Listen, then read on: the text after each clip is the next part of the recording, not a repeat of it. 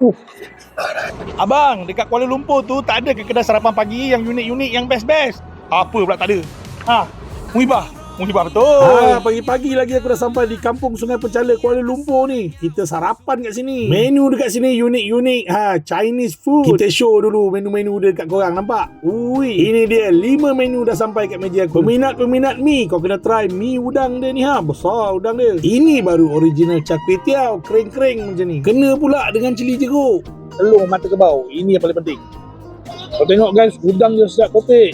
Tak payah kopek dah kulit dia. Ni wonton kicap ayam roasted dia ni. Aku suka macam basah-basah sikit macam ni. Mesti korang tercari-cari kan breakfast Chinese food macam ni. Mi udang dia ni kena sambal sikit, bau lah menangkap. Dengan kuah-kuah rasa udang dia tu. Serius, ini yang aku tunggu-tunggu daripada tadi. Nasi klepot kicap dia. Dia bawa berasap bang depan kau. Lepas tu aku tak sabar nak try nasi klepot dia. Jangan risau, kat sini halal. Dia masak, aku hadap dia masak tadi. Tapi dia kata memang best. Sarapan pagi kat sini kena nasi klepot dia. Panas, bismillah. Panas.